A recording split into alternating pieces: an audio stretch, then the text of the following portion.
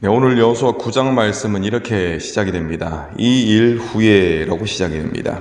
이 일은 어떤 일입니까? 앞서 이제 아이성 전투를 말하는 것이죠. 여리고 성의 이제 전투, 그리고 아이성의 전투에서 하나님께서는 다 승리케 하셨습니다. 여러분, 발 없는 말이 천리 간다라는 말이 있습니다. 그래서 이것이 그 지역에 다 소문이 났습니다. 그래서 그 지역에 살고 있던 이제 민족들에게 난리가 난 것이죠. 이렇게 이제 표현합니다. 헷사람, 아모리 사람, 가나안 사람, 브리스 사람, 히위 사람, 여부수 사람들이 이 소문을 다 들었다라고 했습니다. 그리고 그 사람들이 어떤 반응을 보이냐면은 싸우려 하더라. 2절에서 그렇게 표현하고 있습니다. 그런데 이들과는 전혀 이제 다른 반응을 보인 그런 민족이 있습니다. 기본 주민들입니다. 기본 주민들은 어떻게 반응했습니까? 똑같습니다. 여호수아가 여리고 아이의 행한 일을 듣고까지는 똑같습니다. 그런데 4절에는 그 반응이 다르게 나옵니다. 꾀를 내어서 그들이 누굽니까? 이스라엘 백성들과 화친을 하고자 했다는 것입니다. 그런데 가까운 곳에 살고 있는 것이 발각이 되면은 그들도 같이 이제 진멸을 당할 그런 입장에 처해져 있었습니다. 그래서 꾀를 내었습니다. 먼 곳에서 온 것처럼 꾀를 내었습니다. 자, 그래서 이제 그 여호수아에게 찾아온 것입니다. 사신처럼, 다른 나라에서 먼 곳에서 온 그런 사신처럼 찾아왔습니다. 그리고 조약을 맺읍시다 이렇게 요청을 한 것이죠. 그런데 여러분, 사람은 티가 나게 되어 있습니다. 제가 지금 좀 어설픈 표주도도 아니고 사투리도 아니고 좀 어설픈 그런 억양을 구사하지 않습니까? 이처럼 사람은 그 사는 곳에 살고 있다는 티가 나게 되어 있습니다. 그래서 이 사람들이 멀리서 온 것처럼 소개를 했지만 좀 그런 느낌이 있거든요. 그러니까 이스라엘 백성들이 눈치를 챕니다. 너희들이 가까이에 있는 것 같은데 어떻게 너희와 조약을 맺을 수 있냐? 그렇게 질문을 한 것이죠.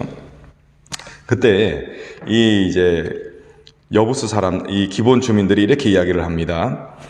우리는 먼 곳에서 왔는데 소문을 듣고 왔습니다. 어떤 소문이냐면은 그 예굽 땅에서 당신들을 이끌어내신 하나님의 그 일들, 그리고 또 요단강을 지금 건너왔지 않습니까? 근데 요단강을 건너기 전에 바산왕 옥, 또 시혼 왕, 이 왕들을 쳐서 멸했던 일들, 그리고 이제 최근에 있었던 여리고와 아이성의 전투, 그 모든 것들을 다 들었다는 것입니다. 그것을 이야기하고 우리들은 당신의 종입니다. 납작 엎드려가지고 조약을 맺자고 한 것입니다. 여러분, 사람은 참 좀 연약한 것 같습니다. 어떤 부분에서 연약하자면은 교만해지기 쉽다라는 그런 부분에서 굉장히 연약하다, 그렇게 생각이 됩니다. 여러분, 앞서 있었던 전투가 어떤 전투였습니까? 아이성 전투였죠. 아이성 전투는 결국엔 하나님의 도우심으로 승리하기는 했지만 한번 크게 패했습니다. 그 패한 것의 이유가 무엇이라고 생각하십니까? 아이성을 이제 그 주민들이 얕잡아 본 것이죠. 그래서 한 3,000명만 가도 되겠다, 이렇게 결정을 내리고 이제 공격을 했습니다. 그러다가 진 것입니다. 교만한 마음으로 인해서 그들은 패배한 것입니다. 지금도 마찬가지입니다. 이 기본 사람들이 막 그들 이스라엘 백성들이 승리한 일들에 대해서 이야기를 막 합니다. 그런데 이 승리는 다 누가 주신 것입니까? 하나님이 주신 것입니다. 근데 하나님께서 행하신 그 일들을 막 들으면서 본인도 모르는 사이에 교만한 마음이 들어온 것입니다. 여러분, 교만한 마음이 들어오면 사라지는 것이 있는데 그것은 바로 분별력입니다. 분명히 티가 나게 되어 있습니다. 이 사람들이 조약을 맺기 위해서 왔을 때 너희들 가까운 데 사는 사람들 같다, 이렇게 이야기를 했지 않습니까? 그럼에도 불구하고 이 사람들이 막 높여주니까 그래, 하나님이 하신 일인데도 불구하고 그래, 우리들이 이처럼 강하지, 이런 이제 자만심이 드는 것이죠. 그래서 분별력이 점점 사라지게 되었습니다.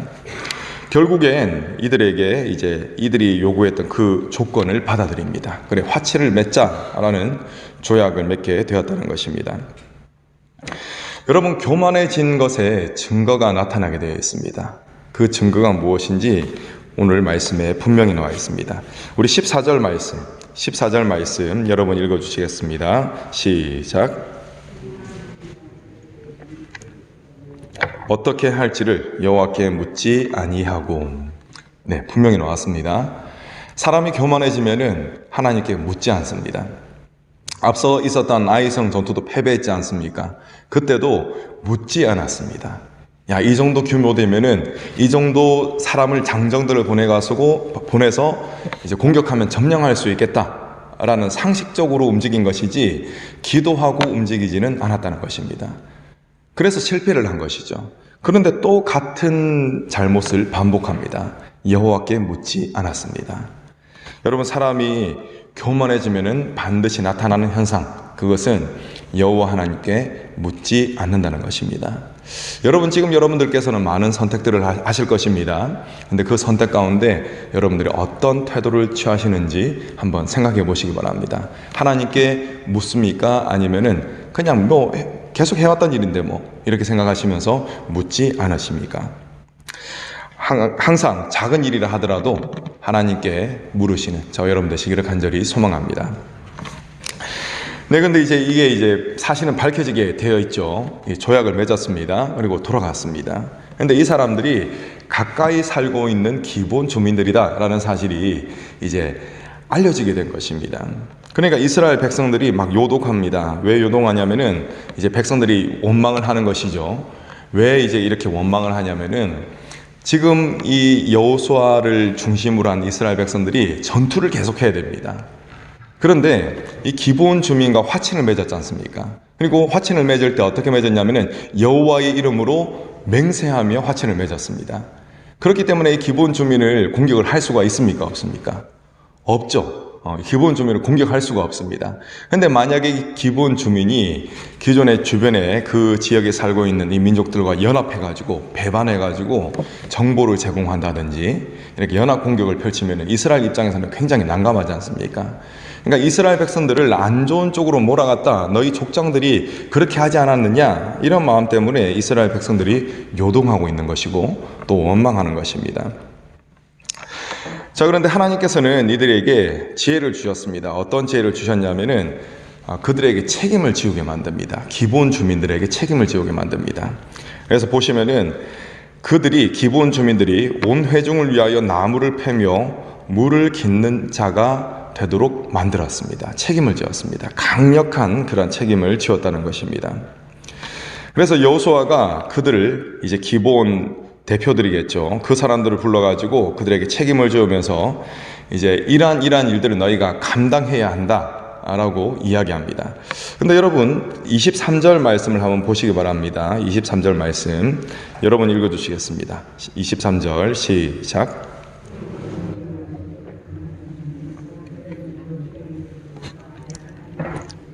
나무를 패며 물을 깃는 자가 되리라 하니. 아멘. 여러분, 기본 백성들은 기본적으로 하나님을 두려워하는 마음이 있었습니다. 하나님을 두려워하는 마음. 그렇기 때문에 이들은 하나님의 그 능력을 인정하는 자들이었습니다.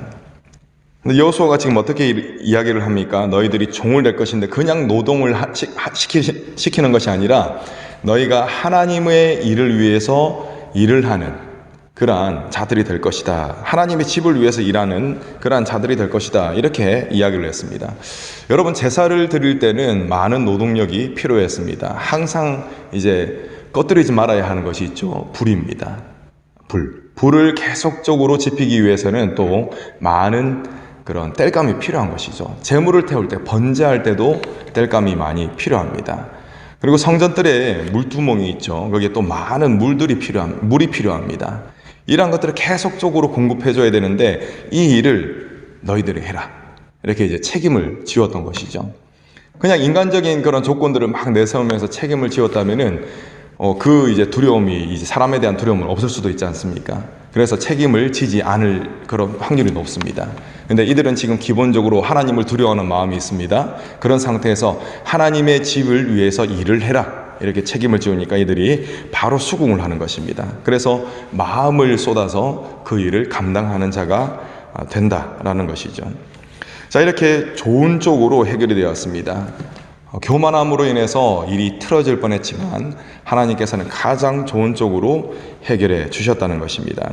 여러분, 하나님께서는 그런 분이십니다. 우리는 참 연약하고 허물이 많습니다. 그래서 순간순간 결정하는데 얼마나 그런 많은 오류를 범하는지 모릅니다. 그렇지만 우리가 하나님을 항상 바라보고 있을 때 하나님께서는 가장 좋은 쪽으로, 가장 선한 길로 인도하신다라는 것입니다. 이렇게 역사하셨던 하나님께서 저와 여러분들의 삶 속에서도 가장 좋은 쪽으로 이끌어 가시는 그러한 역사를 쓰시는 줄로 믿으시기 바랍니다. 오늘 하루도 가장 좋은 쪽으로 이끌어 가시는 그 하나님을 신뢰하시고 혹여나 내 마음이 교만해지지는 않는지 항상 하나님 앞에 자신을 바짝 낮추시고 하나님께 순종하시는 저와 여러분 되시기를 간절히 소망합니다. 기도하겠습니다.